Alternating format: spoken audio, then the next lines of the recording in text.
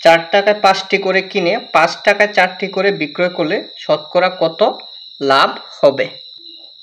এখানে দেওয়া আছে যে 4টি করে বিক্রয় করে, এজন্য আমরা প্রথমে 4টি ক্রয় মূল্য বের করব। এখানে দেওয়া আছে 5টি ক্রয় মূল্য, এখান থেকে আমরা বের করব 4টির ক্রয় মূল্য। এই জন্য আমরা এই লাইনটাকে সাজিয়ে লিখছি যে 5টি ক্রয় মূল্য 4 টাকা। এখান থেকে আমি 4টির ক্রয় মূল্য বের করব, কারণ 4টি করে বিক্রয় করে। কারণ 5টি থেকে সরাসরি 4টি বের করা যায় না, এই জন্য আমরা প্রথমে 5টি থেকে একটির মান বের করব। তাহলে 5টির ক্রয় মূল্য যত হবে, একটির ক্রয় মূল্য অবশ্যই কম হবে, কম হলে ভাগ হয়ে যাবে 4 বা 5। এখন আমরা 1 থেকে সহজে 4টির ক্রয় মূল্য বের করতে পারবো। একটি ক্রয় মূল্য যত হবে, 4টি ক্রয় মূল্য তার চাইতে বেশি হবে, বেশি হলে লবের সাথে গুণ। লব যেহেতু 4, তাহলে 4 গুণ 4 ভাগ 5 টাকা, তাহলে হলো 4 4 16, 16 ভাগ 5 টাকা।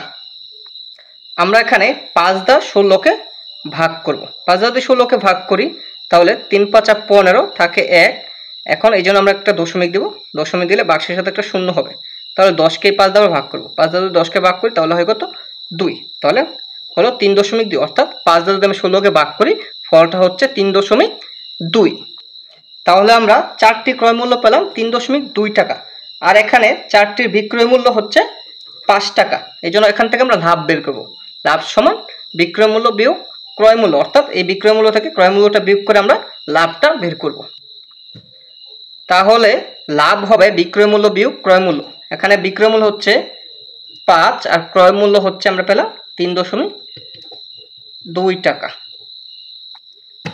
এখানে 5 থেকে 3.2 বিয়োগ করব, যেহেতু 3.2 একটি দশমিক সংখ্যা আর এখানে 5 একটি পূর্ণ সংখ্যা, এর জন্য 5কে 3.2 এর মতো সাজাবো। 5 একটি পূর্ণ সংখ্যা হয়, আর 5 এর পরে যতগুলো ইচ্ছা দশমিক দিয়ে ততগুলো শূন্য দিতে পারবো। অর্থাৎ যে কোনো পূর্ণ সংখ্যার পরে দশমিক দিয়ে আমি যতগুলো ইচ্ছা ততগুলো শূন্য দিতে পারবো, এতে মানে কোনো পরিবর্তন হয় না।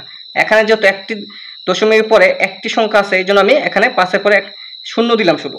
এবার আমি বিয়োগ করব প্রচলিত নিয়মে। 2 আছে 10 ও 8 হলে হাতে আছে 1, 3 আর 1 4, 4 আছে 5 হবে 1 হলে, তাহলে আমার হলো 1.8 টাকা। এখানে আমি লাভ পেলাম 1.8 টাকা, ক্রয় মূল্য হচ্ছে 3.2 টাকা আর বিক্রয় মূল্য হচ্ছে 5 টাকা।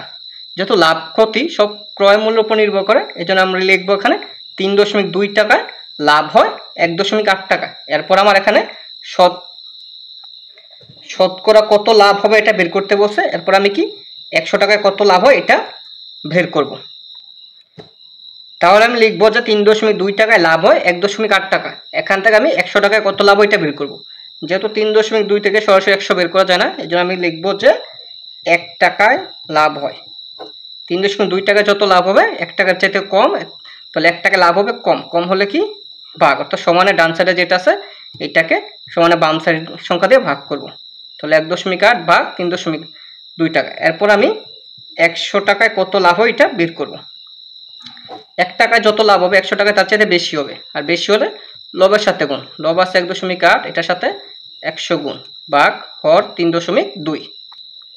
এখানে 1.8 ভাগ 3.2 একে লেখা যায় 18 ভাগ 32, কারণ 1.8 এবং 3.2 উভয়ের সাথে এক অঙ্ক বিশিষ্ট দশমিক আছে, দশমিক পদ আছে। এই জন্য দশমিকটা যদি আমি উঠিয়ে ফেলি তাহলে মানের কোনো পরিবর্তন হয় না। এই জন্য 1.8 ভাগ 3.2 কে লেখা যায় 18 ভাগ 32, আর সাথে গুণ আছে 100। 18-এর সাথে যদি 100 গুণ করি তাহলে 1800 ভাগ 32। এখন আমরা 32 দিয়ে 1800-কে ভাগ করব। 32 দিয়ে যদি 1800 ভাগ করি তাহলে 32 দিয়ে প্রথমে 180-কে ভাগ করব। 32-কে 5 দিয়ে দিলে 160 থাকে, এখানে 20, এখানে শূন্য। 32টা 200-এর মধ্যে জায়গা এবার 6 বার, তাহলে 192। তাহলে আমার থাকে কত 8। এখানে দশমিক দিলাম, 8-এর সাথে একটা শূন্য এসে হলো 80। 32 দিয়ে 80-এর মধ্যে যায় 2 বার, 32 দুগুণে 64, থাকে কত 16। আর যেহেতু এখানে একটা দশমিক দিচ্ছে এই জন্য আমি কি প্রতিবার একটা করে শূন্য দিতে পারবো। তাহলে হলো 160। 32 দিয়ে 160-এ যায় 5 বার, তাহলে 5 32 160। তাহলে আমার উত্তরটা হলো 56.25 টাকা। তাহলে শতকরা 56.25 টাকা লাভ হবে। আশা করি সবাই বুঝতে পারছেন।